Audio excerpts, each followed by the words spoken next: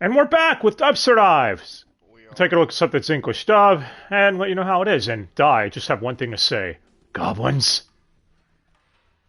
No, Oh. that's an Goblins elephant. now. So yeah, you all knew this was coming. Goblin Slayer Season 2! Or Goblin Slayer 2. The dub for it just wrapped up. So, it's a little behind. They delayed everything because of the holidays or something, I don't know. And there's about it. Did you like Goblin Slayer 2, Dolly? Yeah, it was very Goblin Slayer. Well, we already covered season 1 and the film, so we don't need to go over the main cast. So if you, link and all that in the description below and all that. But yeah. So Goblin Slayer season 2, this time was done by Linen Films, the people behind the Bastard remake and the Kenshin remake, and the Heroic Legend of Arslan.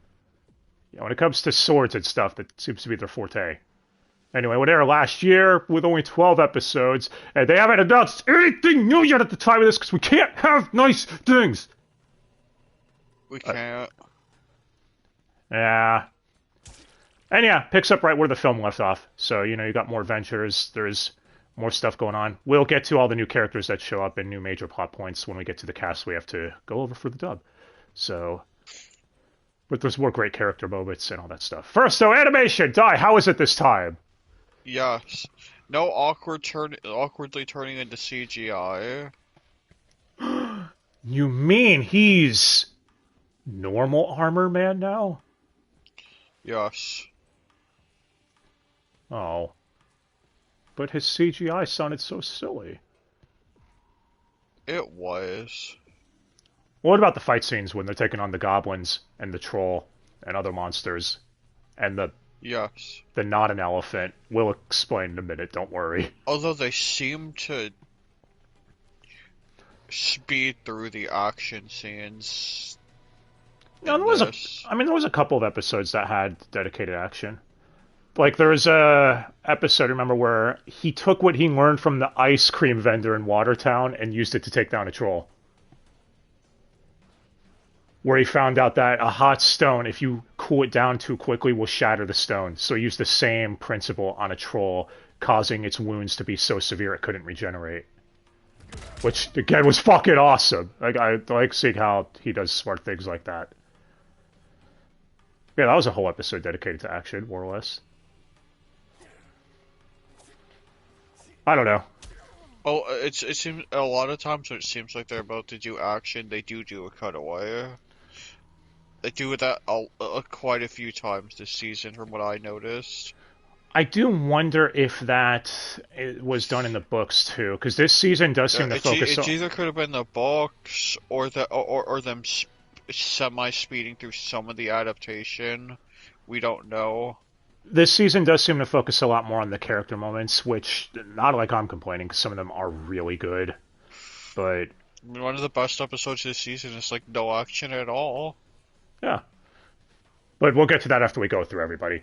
So, as far as the OST goes, it's the exact same soundtrack from S1. There's a couple of new songs, but I really like the new OP. Entertainment by Mealy. I think that's how you pronounce the artist's name. They did the season 1 OP, but I like this one a lot more actually. So, as far as characters to go over though, the reason this is called Dubster Dive, we've got a few changes behind the scenes. So, yes, this dub was handled by Crunchyroll this time, which is basically the same thing as Funny, let's not lie. With ADR director It's now, what up?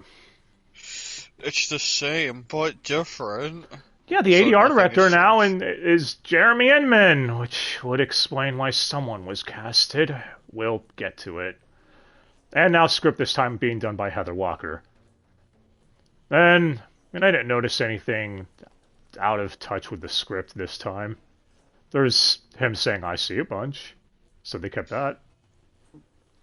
That would have been there regardless. Exactly, they kept it though, man. They kept it. But yeah, everyone is the same, and fit right back into their roles, except for Barry Handel as the dwarf. For a huge chunk of this, you could tell he's clearly sick or something. I don't know what the fuck is wrong with him, but Sick, coming off of being sick. Yeah, it's like eps 1 through 9, then he sounds good for 10, and then in 11 it goes back to sounding like he's sick again. I don't know what the fuck happened Pro there. It could be something as simple as winter allergies. But yeah. Outside of that though, everyone else, Brad, Hayden, and Mallory, all of them and all fit perfectly right back in. So there was a couple of episodic replacements too for people we covered before. Like Apprentice Cleric, Sarah Wiedenheft, except in one episode, she was replaced by Trisha Mellon, who's Ren from MF Ghost, and Eve from My Unique Skill makes me OP at level 1. That stupid rabbit's the only reason I'd hope in that show. I hate myself. I'm sorry, I had to get that off my chest. He just watched it because he lost a bet with someone. It's okay. If they ask me for an anime recommendation next, I'll tell them Gilgamesh.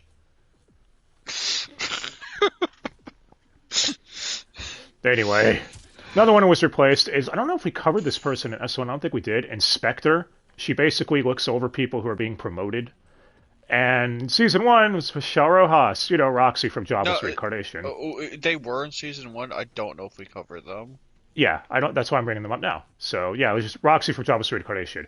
But in episode 4 of this season, Sarah Roach takes over. Lucy from Agent Magus Bride, or Maki from Fire Force. And I mean, it's a close enough replacement. I gotta be honest, the Cleric one is the one that's way more noticeable, I'd feel. Especially since Cleric's a way more relevant character.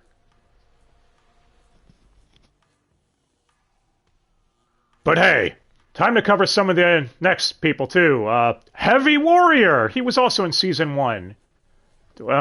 But he's way more relevant this season. Or as I put it out, he's just guts. I mean, he really is just guts. He makes some of the same comments like guts. They call him Swordsman in the dub, though, but everywhere else I look just calls him Heavy Warrior. So. He is a swordsman, so it's not wrong. Well, he's voiced by Chad Halbrook, who's Matsuda from Big Wind Up, and Brain Ungloss from Overlord. Where's that movie Madhouse? And yeah, he hangs out with Female Knight, who we did cover in season 1. Or as, after seeing a little more of the relationship at banter in this season, we just named her Blonde Casca.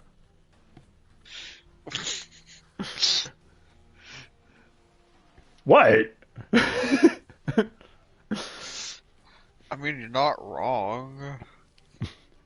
One of my favorite comments from him is it's when they're drinking at the bar, he just makes a comment saying, I like a nice rack, but I'm more of an ass man. Because and it's when he's talking to Spearman, if anyone's wondering, who we did go over last time, because Spearman is awesome. But yeah, shit! Time to get to some of the mains, though, of each arc. So the first arc covers someone showing up named Wizard Boy, who's basically a new recruit that wants revenge against goblins. So you can imagine whose party he ends up joining up with. A bit reluctantly, being as how he doesn't like Goblin Slayer. He constantly shouts that. Because he doesn't understand. We gotta rush in and kill the goblins now. Because goblins. But Goblin Slayer is more or less understanding of the fact, dude, you'll die if you rush in. Don't be a fucking idiot. So, yeah. He's voiced by Rowan Gilvey, who also sometimes go under their name Beth Lipton, so whichever one. Ryoka Toba from Laid Back Camp. Didn't they just announce season 2 is getting dubbed? Yes. What the fuck? What? It's not even dating this either. You could fact check it. That article just went up today. At the time of this, yeah. And Mizurka from One Piece. And I think she does fine. Again, you could tell he's a kid that's way out of his element when he first shows up, and I guess slight spoilers, but you already knew that with this. It's season 2, so. Or if you have eyes, so you can see hair and eye color. Yeah, he's related to the mage that was with Priestess in episode 1. Yeah.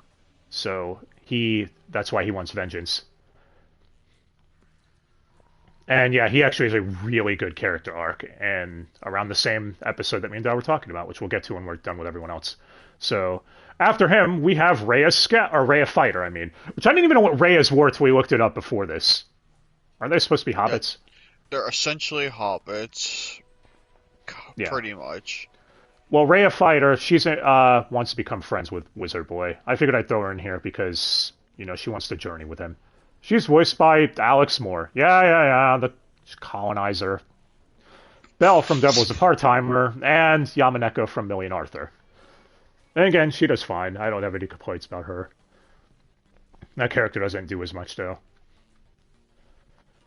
But as far as the next arc character we cover, High Elf Archer's older sister! Because we go to the Elven Forest, which I do like that. We're getting more on some of the other party members. That's why I hope in Season 3 maybe we'll get some on the Dwarf and the Lizard Man. Well, when you Probably like to the see dwarf before the lizard man. Yeah. Well, her sister is Forest Princess. And she's voiced by Erin Nicole Lundquist. I probably butchered the hell out of that. Pyrene from the Apothecary Diaries, and Rebecca from St. Cecilia and Pastor Lawrence. But most importantly of all, she was System Audio in Episode 1 of A Returner's Magic Should Be Special. That's going to be her most Yeah, known role. sure. The most important. Yeah. And her whole thing is, again, she's getting married to some dude who I could not find the voice actor for, unfortunately. I tried, guys. I'm sorry. We both did. Couldn't find him. It could be one of the 5 guys under ad voices. We're not gonna name them all off though, because dude, that'd be stupid. That'd be ridiculous.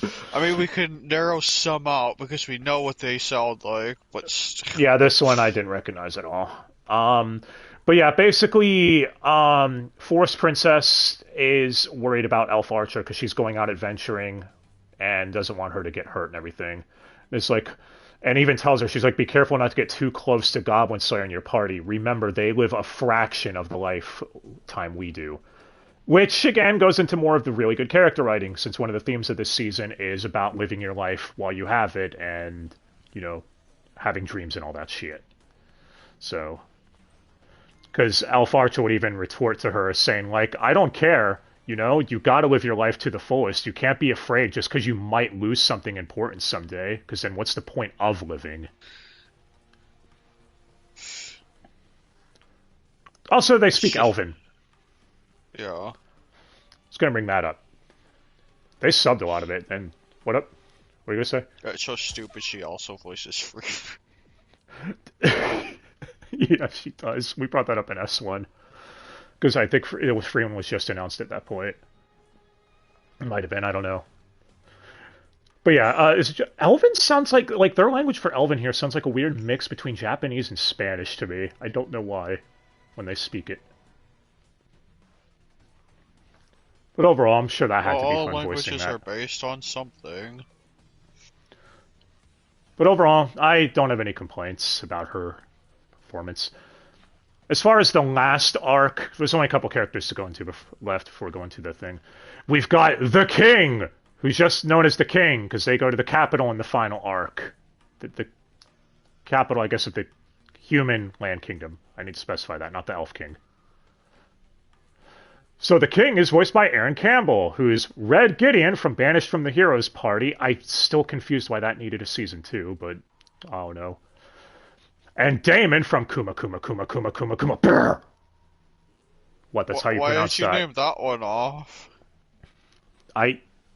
Because saying the name is fun. What? Try saying Kuma 5 times and then shouting bear at the end. I dare you. Well, again, he does fine. He's your typical king dude who also used to be an adventurer or something. And this arc involves his sister, who's the princess, not to be confused with Forest Princess. These fucking names. They've really got to find a way to update this at some point. They're gonna have to start using hair color eventually. They really are. And Yeah, then so watch the next adaptation, they fuck up their hair color, make it something different, making that name even stupider. yeah, so the princess, she basically doesn't want to be sheltered anymore. So she actually runs into Priestess, ends up stealing Priestess's shit to go out on adventuring because she, again, wants to try living the After stealing adventurous. someone else's shit as a disguise. Yeah, let's just say when she went out there and saw goblins attacking her caravan, she's like, they're just goblin. Bitch got humbled real quick. But yeah, she's voiced by Monica Rial. See, we're bringing back to the ADR director. No, seriously, look at the majority of this dude's ADR directorial roles. The majority of them bring her in. Usually. But yeah, she's... Ah! Bulma, 471! The streak continues, Anuzaki-chan. I think you made it go up by a few numbers this time. And... it's just typical Monica role. That's really it. It's basically Priestess saying, like, this is how I used to be, dumb, naive, and not knowing anything, and etc. It's like, I don't know, Priestess, I don't think you, stole shit from other people when you went out adventuring. You Maybe never know. Well... After that, we might as well go over the hero party. They were also in last season. They were like the B-plot. We did pan over to them a couple of times.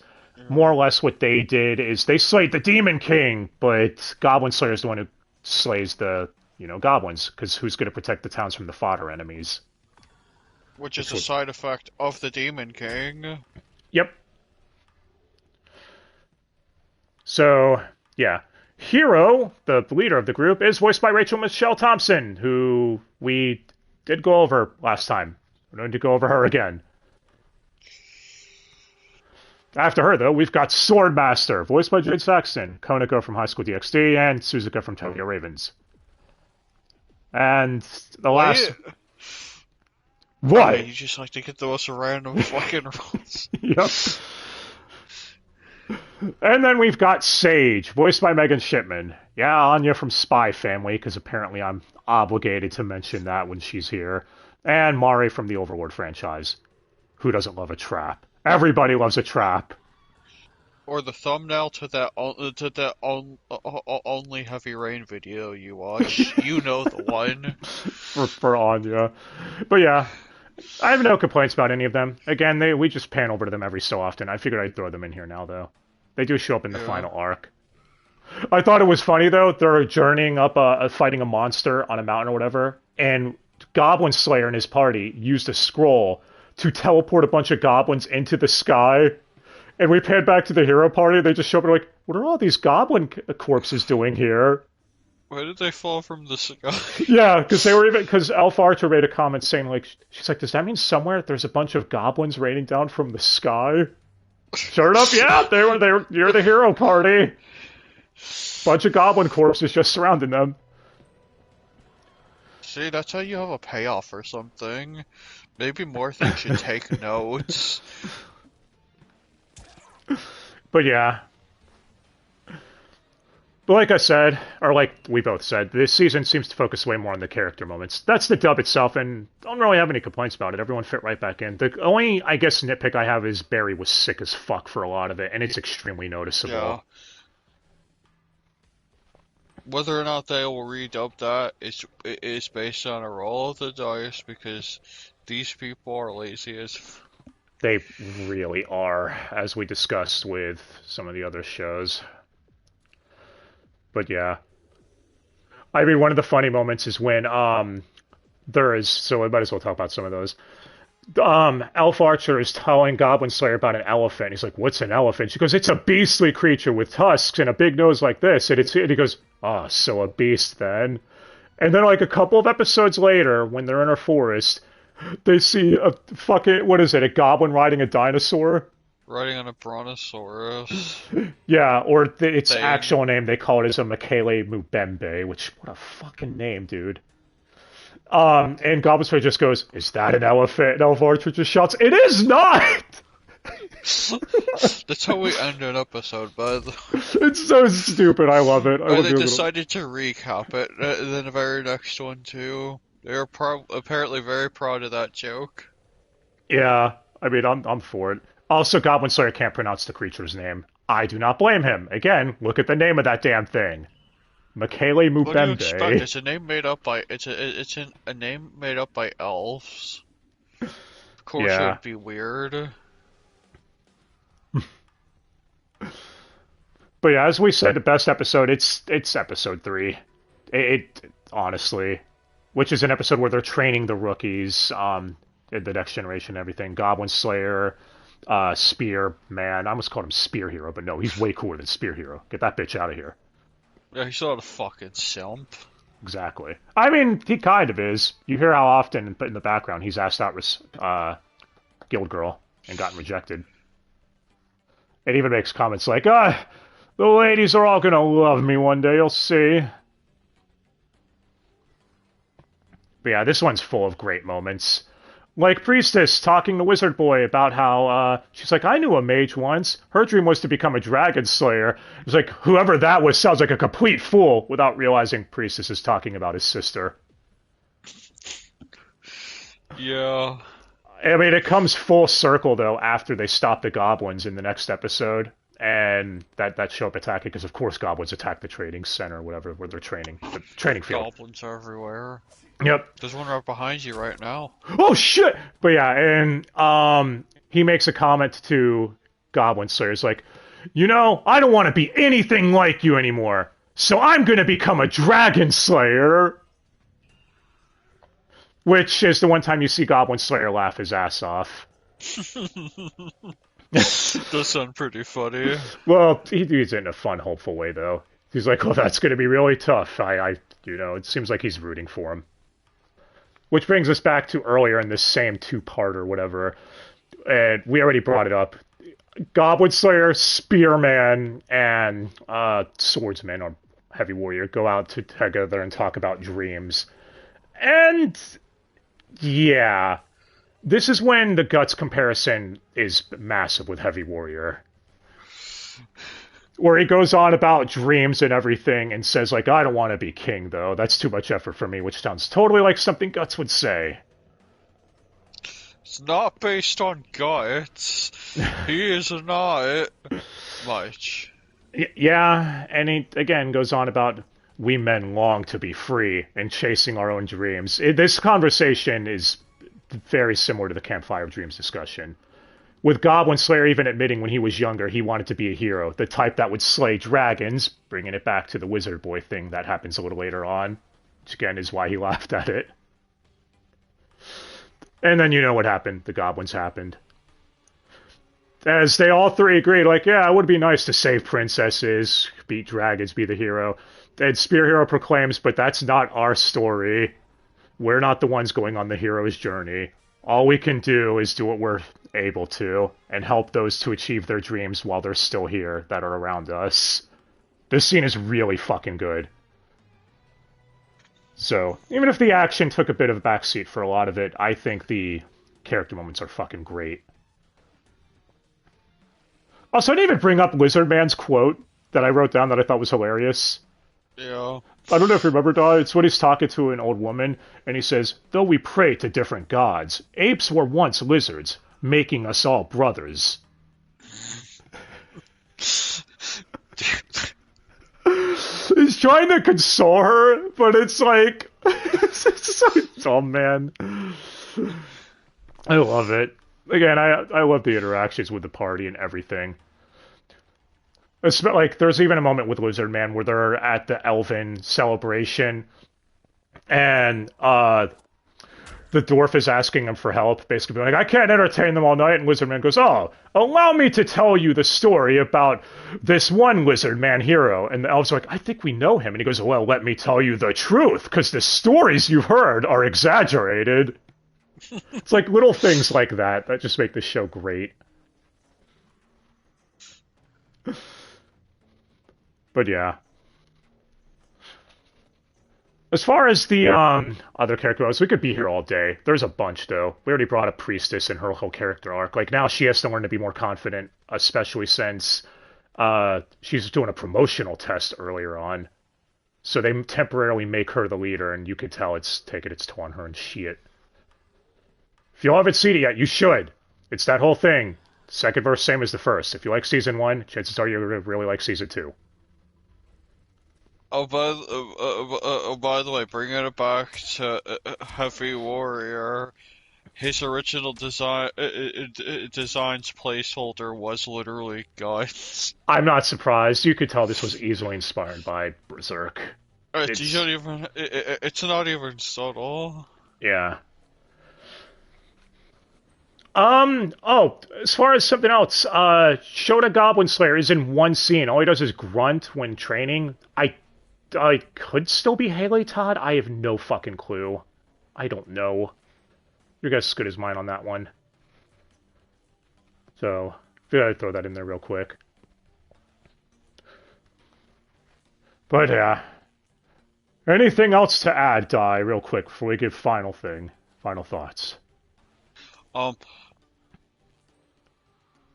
how long before the ship between him and her sail? Goblin Slayer and who? Elf No, Archer no, or female Priestess? knight and Heavy Warrior. Oh, he made a comment that he made a comment implying that like there were plenty of jokes made towards him. But he's like, nah, and then he's like, well, maybe, I don't know. Was more or less the implication. Which brings us back to the Guts and Casca comparison too, even more.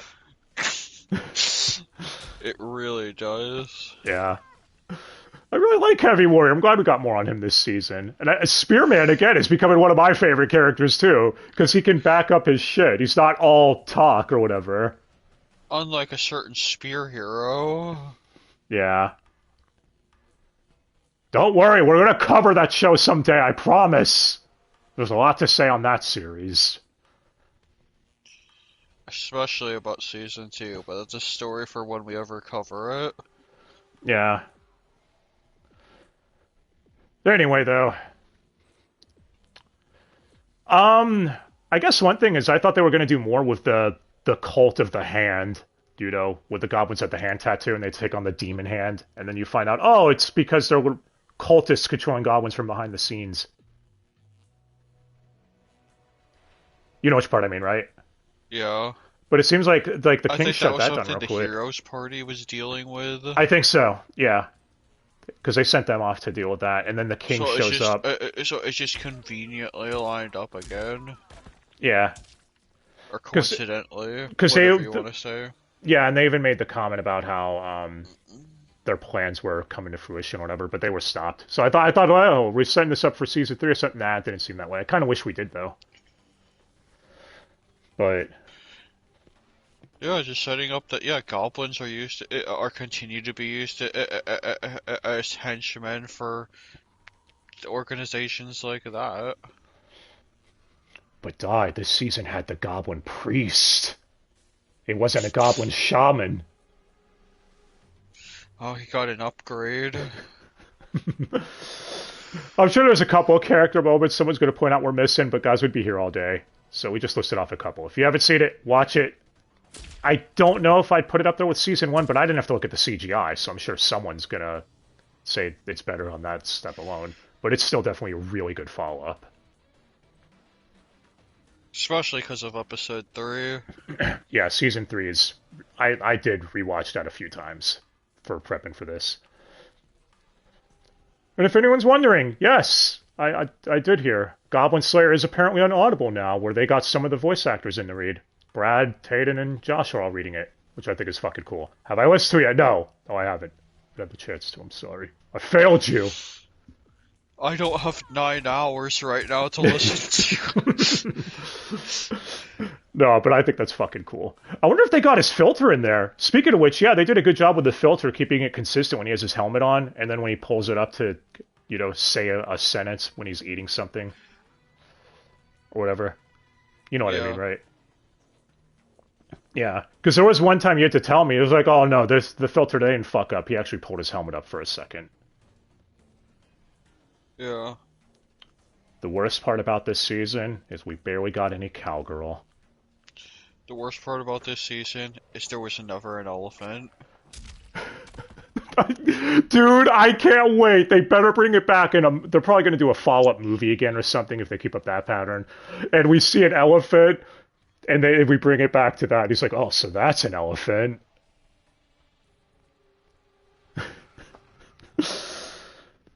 But just sort of keep this image in your head. A goblin riding a dinosaur. That's all you need to know. A Michele Mubembe. That was fun to say. Michele Mubembe! But alright, as far as MVP for this one, I don't know. I think everyone did solid. Brad and Kyle and Chad all did really good in Ep 3, especially in that scene. But it wasn't just them. Rowan did great as Wizard Boy with all of his shit and his character development that he had to go through and everything. Whereas, went from being an angry little shit who was mad at everything and wouldn't really listen very well to someone who eventually grew to respect Goblin Slayer. Y'all know the character trope. We've seen it 100 times. But it's done really well here, so. And you've probably seen it done 100 times worse. Mm-hmm. You'll think, man, if only they did it well, like goblins. Yeah. But that's going to do it for this one, guys. Could ramble on all day about how much we love it, but seriously, watch it. If you haven't, you should. You should fucking watch it. It's good.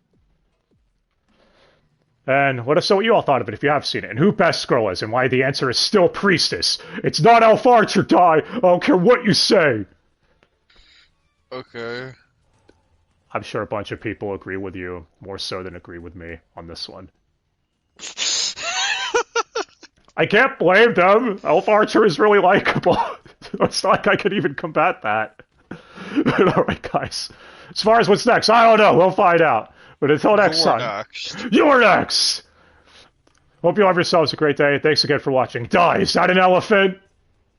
No. Oh. Till next time, guys. Bye! Goblins!